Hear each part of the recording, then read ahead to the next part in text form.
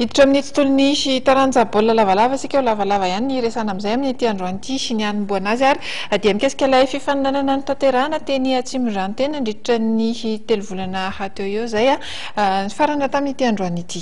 Teny amin'ny Kianjamakisy eny Tapenaka no nandray ny faninanana any tournoi Bertin izay moa ny ahafantaran'ny rehetra azy tamin'ity tontolo andro ity tokoa no nitanterahana ny lalao famaranana izany ho fitinina aminao ao anatin'ity fanadihadiana ity ny fizotra izany faninanana izany.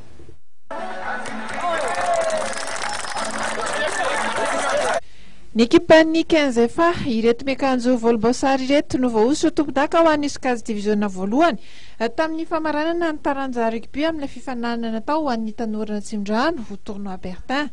Lavin'izy ireo tamin'ny isa 7 noenina tamin'izany ny ekipan'ny 15 frères.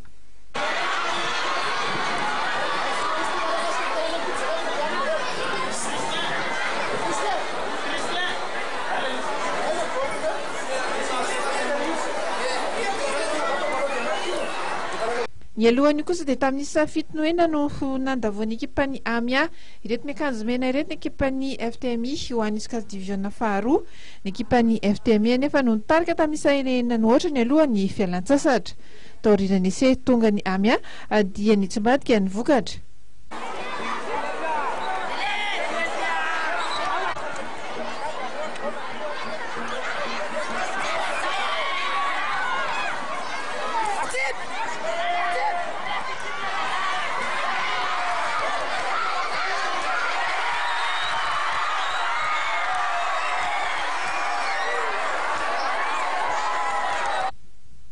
Ny ekipan'ny Naza kosa no voasotro tompon-daka ho an'ny Iskaz diviziona fahatelo rehefa nanilika ny ekipan'ny Tami tamin'ny isa 9-12. Raha ny tokony izy moa dia omby ny fanina tolotra ny mpandresy tamin'ity fananana ity saingy nosoloana amboara sy fitaovana izany noho ny fangatahan'ny mpandray anjara.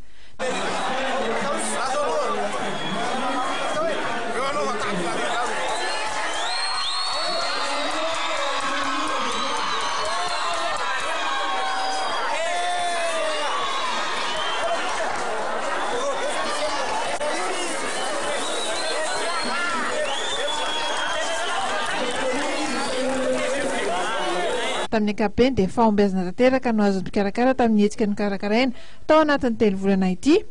Totosany tany tamin'ny anampiana sy ny ampiresana ireo tanora avy any Atsimondrano teo amin'ny mampamaranana dia samy notoloran'ny mpikarakara fanomezana sy fankasitrahana avokoa ireo fiara-miasa tamin'ny rehetra. Marihana fa olo manan-kaja maro no nanotrana ny Bertin Andriamainky tamin'izao famaranana ny fifaninanana nampitondray ny anaran'izao.